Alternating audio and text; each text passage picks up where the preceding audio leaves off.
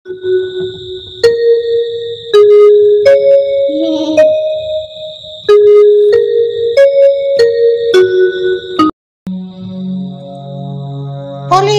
ও মেছো ভূত কাকা, মরে গিয়েছো, সংসারের সব মায়া ত্যাগ করে ভূত হয়ে গেছো, তবু কেন তোমার তো মন খারাপ?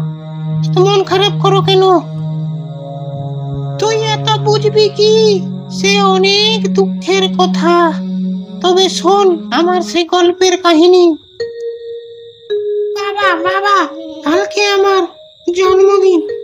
আমার জন্য একটা বেশ বড় সাইকেল এনে দিতে হবে। এনে দেব। আমার পুকুরে প্রায় 1-1.5 লাখ টাকার চিংড়া আছে, আমি ধরে বিক্রি করে তোর সাইকেল কিনে এনে দেব। আমার জন্য আর কিনে দিতে হবে সোনার। বিয়ের পর থেকে আমি গলায় আজকে কোনো কিছুই দিতে পারিনি। তাছাড়া ছেলের অন্নপ্রাশন ঠিকঠাক ধরা হয়নি, অনেক কুটুম বন্ধু বান্ধব আসবে, কিনে দিতেই হবে। এদিকে জানলার ওপার থেকে তাঁতি পাড়ার ছিচকে চোর রঘু সবকিছু শুনতে লাগলো। বাবা, এই বেশ বড় সুবর্ণ সুযোগ। সবার বাড়ি থেকে ছোটখাটো চুরি করি, এরকম বড় ধরনের চুরির সুযোগ তো কখনোই পাওয়া যাবে না। বাহ, তাহলে কালকে সন্ধ্যাবেলায় ওই নদী পাড়ের কাছে শ্মশান ঘাটের পাশে ওয়েট করতে হবে। বাবারি বাবা, চিংড়া বিক্রি করে 1-1.5 লাখ টাকা আনবে।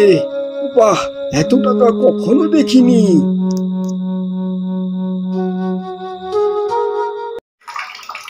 আরে বাবা, পুকুরটাতে তো এত বড় বড় চিংড়া হয়েছে, কিন্তু কোনোদিনই তো জানিনি জাল না ফিরতে আসলে মোটেই ধরতে পারতাম না।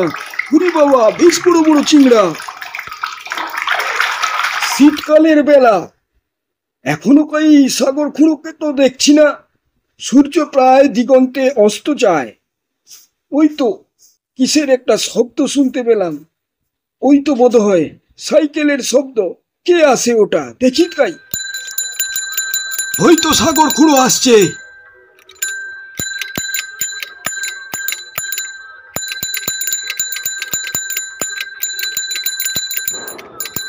ও বাবা, কি শীত লাগছে। এখনই আবার তাড়াতাড়ি করে বাড়ি যেতে হবে। বাড়িতে বোধহয় শ্বশুর শাশুড়ি তিতি সকলেই এসে হাজির হয়ে গেছে। ছেলে বউকে নিয়ে এখনই আবার দোকানে যেতে হবে। বউয়ের গয়না, ছেলের সাইকেল কিনতে হবে। এই শালা, চিংড়ে বিক্রি করে যত টাকা পেয়েছিস আমাকে দে। না, তোকে দেবো না। তুই খাটতে পারিস নি, তোকে আমি কোনো টাকাই দেবো না। আমার বাড়িতে টাকার খুবই দরকার আছে। তোকে তাহলে মেরেই ফেলবো। দেখ তাহলে, সোজা বলে ঘি না উঠলে টাকা আনালে ঘি তো উঠাতেই হয়। যেমন শালা দিলিসি সহজে মরকে, এর মরা দেহটাকে পুকুরে ফেলে দেব। শীতের সন্ধ্যায় নির্জন ফাঁকা গ্রামের ভিতর কেউ বুঝতে পারবে না। বাবা, তুমি আমার আর মায়ের শখ পূরণ করতে গিয়েছিলে, কে তোমাকে এইভাবে মারলো বাবা? হে ভগবান, আমার স্বামীকে কে এইভাবে মারলো? হে ভগবান, তুমি কেনই বা গিয়েছিলে চিংড়া বিক্রি করতে? অত টাকা নিয়ে ফেরত এসেছিলে, ওদেরও ঠিক বিচার হবে এইভাবে। সাগর খুঁড়ো মরে যাওয়ার ঠিক 6 মাস পর তারই পুকুরে রঘু চোর মাছ ধরতে আসে। শালা তো মরে গেছে। এইবার ওর পুকুরে যত পারি চিংড়া ধরে নি।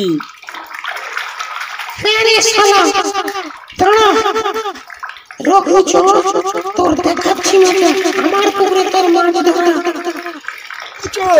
বাঁচাও, কে আছো? এই ভূত মেছো ভূত আমাকে মেরে দিল। বাঁচাও, আমার পা ধরে টেনে নিয়ে যায় কেন?